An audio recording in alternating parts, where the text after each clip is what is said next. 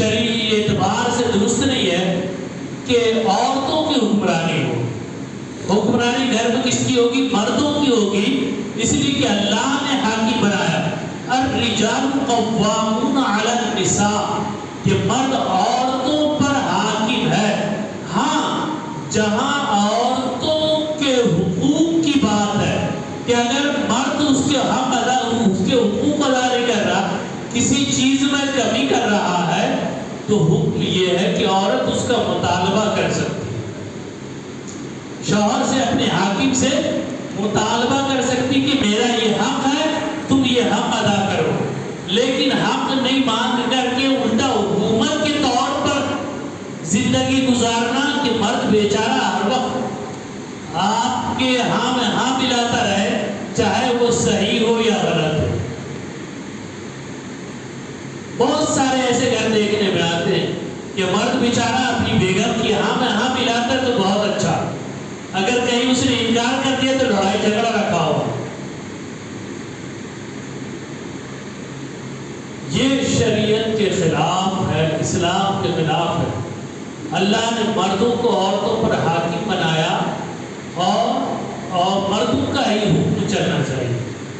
جہاں ان کے حقوق کی بات آئے تو ظاہر سی بات ہے ان کو اسلام نے یہ اختیار دیا کہ وہ اپنے حق کا مطالبہ اپنے شوہروں سے، اپنے گھر والے سے کر سکتی ہیں اور کرنا چاہیے.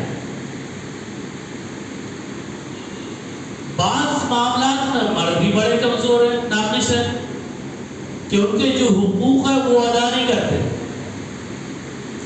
مثال کے طور پر شادی کو 50 سال ہو گئے، نکاح کے ٹائم میں 10,000 روپے دین مہر مقرر کیا گیا تھا. 50 سال ہو گئے، بیٹا بیٹی ہو گئے، ان کی شادیاں ہو گئی، پوتے پوتری، نواسے نواسی ہو گئے، ابھی تک دین مہر ادا نہیں کیا. یہ کس کی کمزوری؟ یہ مرد کی کمزوری ہے. یہ تو عورت کا حق تھا، تم 50 سال تک ادا نہیں کرے. اگر خدا نخواستہ بیوی کا انتقال ہو جائے تو اب لوگ کہتے ہیں بیوی سے معاف کرا لو، بول تو معاف کر دے. وہ تو اس دکھے ہوئے بھی کہاں سے معاف کرے؟ یا اس سے اگر کہہ دیا جائے کہ معاف کر دو تو کیا معاف ہو جائے گا؟ وہ خود اپنی مرضی سے اپنی حیات کا اگر چھوڑ دے تو الگ بات ہے، لیکن یہ اس کا شرعی حق ہے، اللہ نے مقرر کیا، جو ہر مرد کو ادا کرنا زندگی میں ضروری ہے. دین مہر کی 2 قسم ہوتی ہے، معجل یا موجل. اسی وقت دے دینا یا پھر زندگی میں کبھی بھی دے دو. اب زندگی میں کبھی بھی دے دو تو ٹالتے ٹالتے خود ٹل جاتے ہیں یا بیوی ٹل جاتی ہے. ہوتا ہے نا ایسا عموماً دیکھنے میں. بعد میں فون کریں گے مولانا ایسا ایسا مسئلہ تھا، ہماری بیوی کا تو انتقال ہو گیا، میں نے دیا نہیں، اب کیا کروں؟ ارے بندے خدا، تو نے ہزاروں روپے لاکھوں روپے برباد کیے، 10,000 روپے اسے دینے میں کیا پریشانی تھی جو زندگی گزرنے نہیں ادا کر سکتی؟ تو جب یہ حالات ہوتے ہیں تو ان حالات پر عورت حاکم ہو جاتی ہے، عورت حاوی ہو جاتی ہے. وہ کہتی ہے یہ تو میرا حسن ہے، میری بات، میرے حقوق ہی ادا نہیں کرتا، میری ضرورتیں پوری نہیں کرتا. اب وہ چڑھ بیٹھتی ہے، اب مرد بھیگی بھیلی بنا بیٹھا ہے. مردوں کی ذمہ داری ہے کہ عورتوں کے، بیویوں کے جو بھی حقوق ہیں اس کو برابر شرعی طور پر ادا کیے جائیں. بعض حضرات بڑی بے باکی سے کہہ جاتے 4 شادیاں کرنا سنت ہے. یہ سنت تو یاد ہے، جمعے کی نماز کی بات کی سنت یاد نہیں. ہاں میرے بھائی، صرف شادیوں میں سنت نظر آ رہی. شادی میں سنت یہ بھی ہے کہ دلہن والوں سے کوئی ڈیمانڈ نہ کیا جائے. تم 50,000 روپے، 70,000 روپے، 80,000 روپے مطالبہ کرتے ہو، کیا یہ سنت ہے؟ حرام ہے، حرام ہے، حرام. کیوں مطالبہ کیا؟ تو بھکاری ہے، فقیر ہے، تیرے گھر میں کپڑے نہیں ہیں، کھانے کو اناج نہیں ہے، جو دلہن والوں سے مطالبہ کر رہا، یہ تو بے غیرتی کی انتہا ہے۔ پھر شادی پر اسراف، فضول خرچی اسی قدر فضول خرچی۔ آپ یہ سمجھتے کہ بینڈ باجا نہیں ہوگا تو بارات ہی نہیں، نکاح ہی نہیں ہوا، نعوذ باللہ من ذالک۔ ویڈیو نہیں ہوا تو نکاح ہی نہیں، شادی ہی نہیں، آتش بازی نہیں ہوئی تو شادی ہی نہیں۔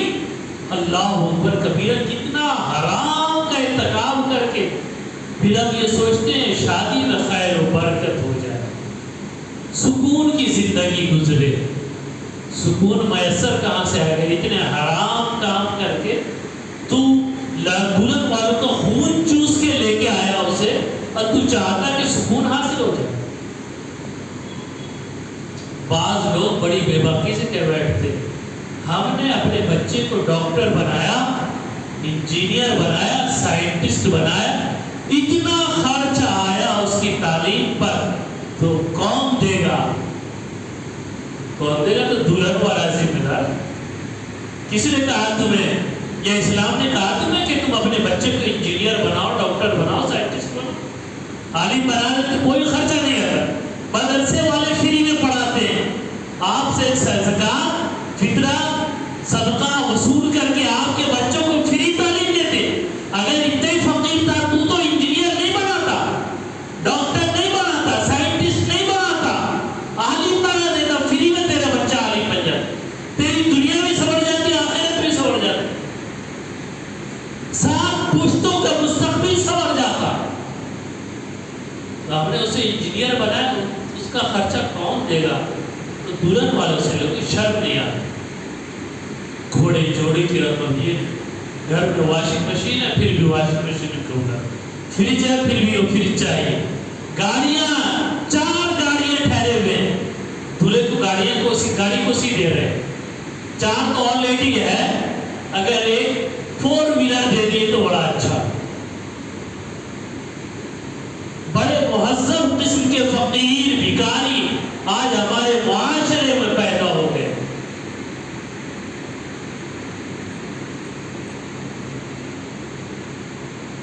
افسوس، صد افسوس کہ ایسا مطالبہ کرنے والوں کو تو چاہیے کہ کھمبے میں باندھ کے پیٹا جائے۔ شاید کچھ لوگ میری اس بات پہ ناراض ہو جائیں، لیکن حقیقت عرض کر رہا ہوں، پڑھایا تو تم نے احسان نہیں کیا دلہن والوں پہ، تم نے اپنے لیے احسان کیا۔ تمہارا بیٹا ڈاکٹر ہے تو کل بیمار پڑو گے تو وہی بیٹا تمہارا علاج کرے گا۔ انجینئر بنایا تو کل گھر بنا رہے ہو تو وہی بیٹا تمہارے گھر کا نقشہ بنا کے دے گا۔ سائنٹسٹ بنایا تو کل ضرورت پڑے گی تو وہی گھر کے مسائل کو حل کرے گا۔ تو دلہن والوں پہ ہم نے احسان نہیں کیا بلکہ اپنے آپ پر احسان کیا۔ اب پھر یہ تو فرائض میں داخل ہے کہ بچوں کو تعلیم دی جائے، اولاد کو۔ ہر چھوٹا چھوٹا بچہ اس حدیث پاک سے واقف ہے، اور ہم اپنے بچوں کو یاد دلاتے ہیں طلب العلم فریضۃ علی کل مسلم و مسلمہ، علم کا حاصل کرنا ہر مسلمان مرد اور عورت پر فرض ہے۔ اب اس علم سے کون سے علم مراد ہے؟ تو میں کہتا ہوں کہ یہ علم دین مراد ہے۔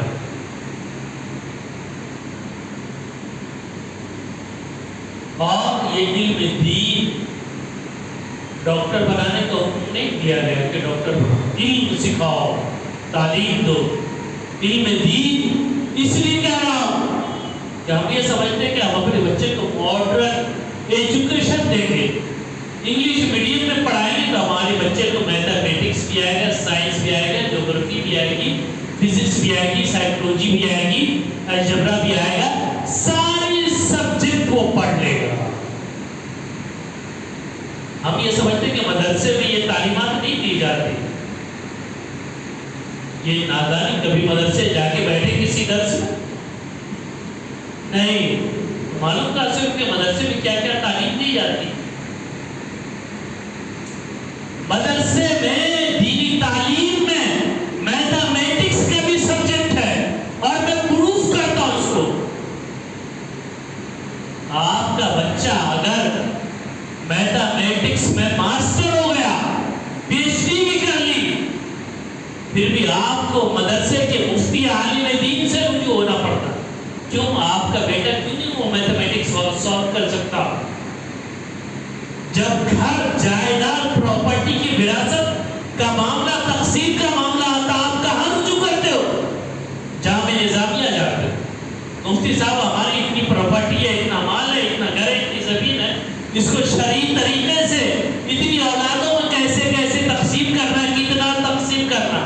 بتاؤ، مدرسے میں میتھمیٹکس نہیں بتایا جاتا، نہیں پڑھایا جاتا، تو وہ مفتی صاحب کیسے فیصلہ کر رہے ہیں؟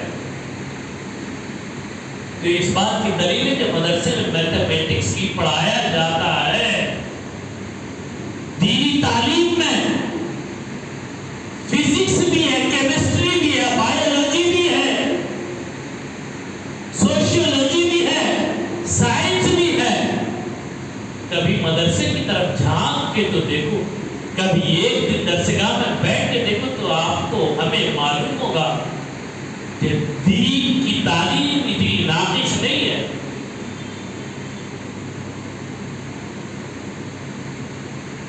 سائنس میں حوالہ دوں آپ کو، دلیل سے ثابت کروں کہ مدارس میں سائنس بھی پڑھائی جاتی ہے، سائنس کی تعلیم بھی۔ بہت سارے اسٹوڈنٹس یہاں موجود ہیں اسکول اور کالجز کے، جانتے ہیں ہر بچہ یہ کہتا ہوا نظر آئے کہ زمین میں گریویٹی ہے، کشش سکل ہے، کوئی چیز اپنی جانب کھینچتی ہے۔ یہ نظریہ کس نے دیا؟ نیوٹن نے۔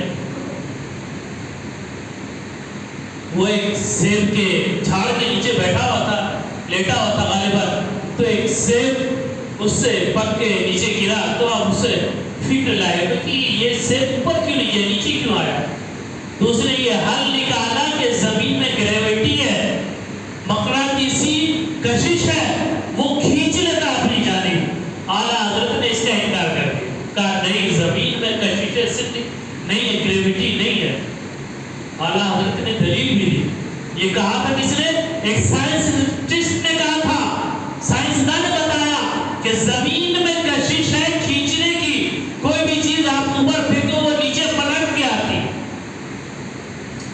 ایک بال لے لو آپ اوپر پھینکو پھر نیچے پلٹ کے آتی ہے، تو یہ گریویٹی ہے۔ اعلیٰ حضرت نے کہا گریویٹی نہیں ہے زمین، تو کیا ہے؟ اعلیٰ حضرت نے کہا کہ گریویٹی اگر ہے تو یہ گیس کے بھگے اوپر کیوں چلے جاتے ہیں؟ گیس کے بھگے اوپر کیوں چلے جاتے ہیں؟ جب گریویٹی ہے تو اس کو بھی نیچے جانا چاہیے، وہ نیچے نہیں جاتا، اوپر کی جانب چلا جاتا۔ تو تمہارا یہ فلسفہ ہی غلط ہے کہ زمین میں گریویٹی ہے۔ اب آپ بتائیں کہ اسلام نے دین کی تعلیم میں سائنس آپ کو پیش کیا ہے، سائنسی نظریہ دین کا، اصلی علوم کا ہر سبجیکٹ دین کی تعلیم میں موجود ہے۔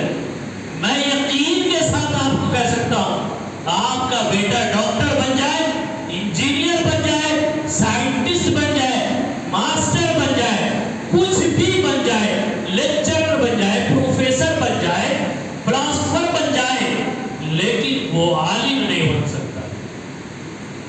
ایک عالم لیکچرر بھی ہے، ایک عالم پروفیسر بھی ہے، فلاسفر بھی ہے، میتھمیٹیشین بھی ہے، سائنٹسٹ بھی ہے، ہر کچھ ہے، لیکن ایک ڈاکٹر عالم نہیں ہے، ایک سائنٹسٹ عالم نہیں ہے، ایک پروفیسر، ایک انجینئر عالم نہیں ہے۔ دین کی تعلیم سب کچھ سکھاتی ہے، ڈاکٹری سب کچھ نہیں سکھاتی۔ دین کی تعلیم سب کچھ سکھاتی، انجینئرنگ سب کچھ نہیں سکھاتی۔ دین کی تعلیم سب کچھ سکھاتی ہے، ڈاکٹریٹ سائنس ہر چیز نہیں سکھاتی۔ بتائیں ڈاکٹر بننے والے ذرا جو اپنے بیٹوں کو ڈاکٹر بنا رہے ہیں، بتائیں کہ کیا ڈاکٹریٹ کے سبجیکٹ میں کہیں پر آپ کو ایمان کے تعلق سے بھی کوئی سبق پڑھایا جاتا؟ عقیدے کے تعلق سے بھی کوئی سبق پڑھایا جاتا؟ بڑی شان سے ڈاکٹر بنا رہے ہیں، بنانا تو دین کا ڈاکٹر بناؤ نا. میں یہ نہیں کہتا کہ مت بنائیے، بتائیے ڈاکٹر کی کسی بھی کورس میں، جتنے سال کا بھی کورس ہے، 3 سال 5 سال، بعد لوگ ایم ڈی بھی کرتے ہیں، کہیں ایک آپ کے عقیدے کی یا حرام و حلال کی پاکیزگی کے کوئی لیسن آپ کے پورے سبجیکٹ میں ہو؟ نہ سائنس میں ملے گا، نہ انجینئرنگ میں ملے گا، نہ میتھمیٹکس میں ملے گا، نہ ڈاکٹریٹ میں ملے گا، کہیں نہیں ملے گا.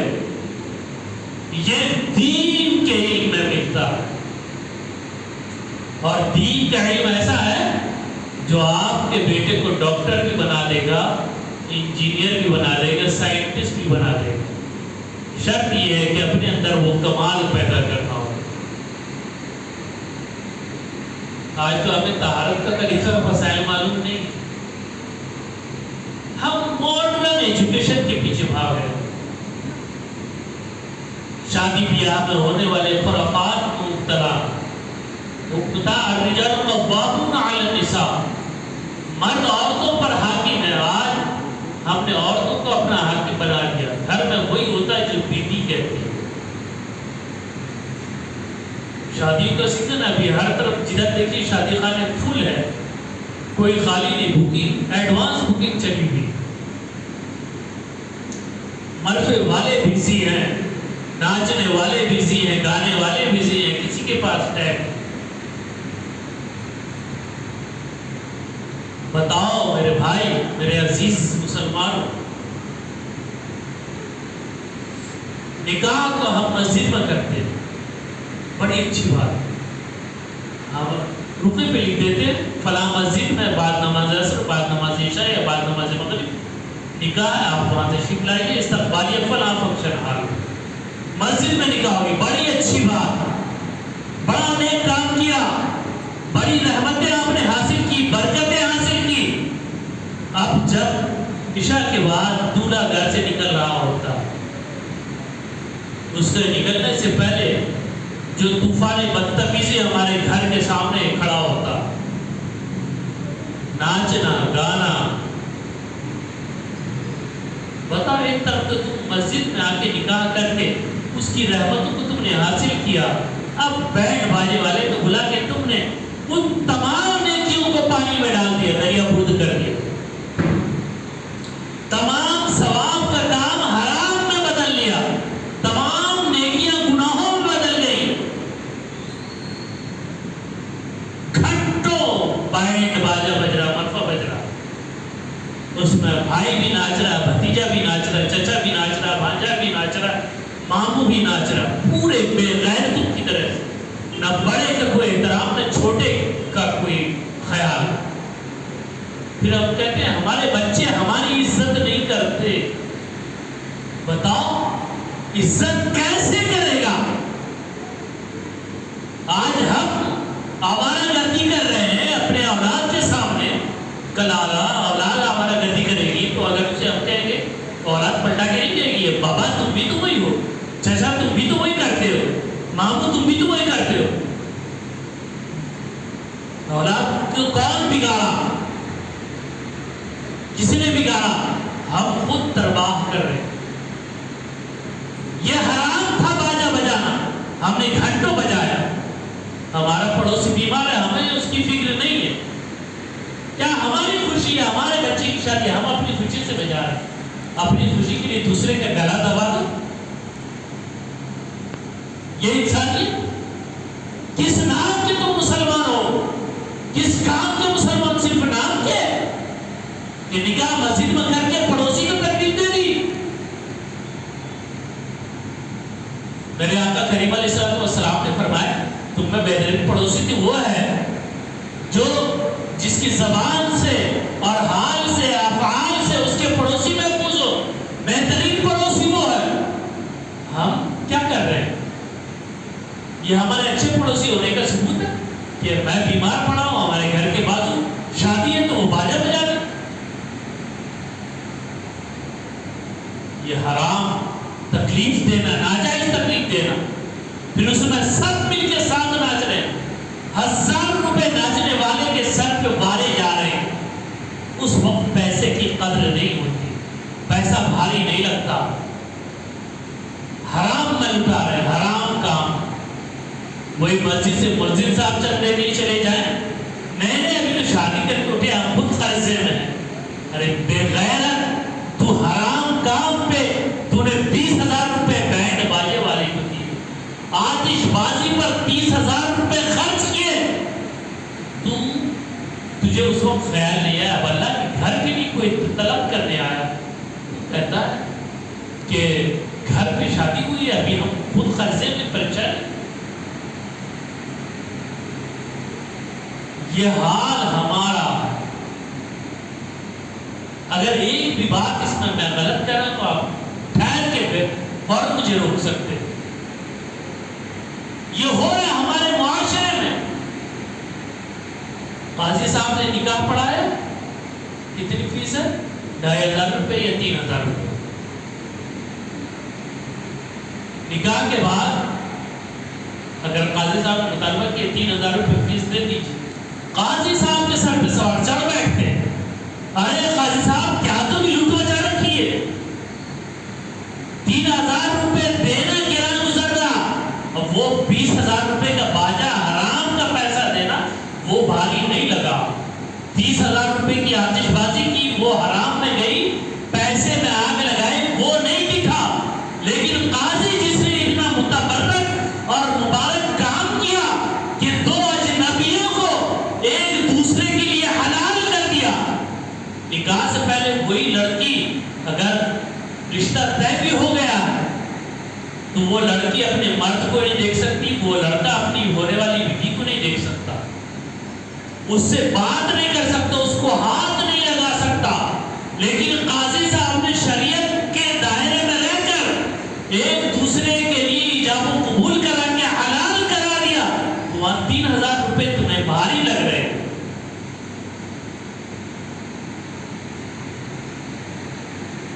کتنی بڑی شادی تو عدم، اس میں ایجاب و قبول ہے، گواہ وکیل ہو گئے، ایجاب و قبول ہو گیا، ختم.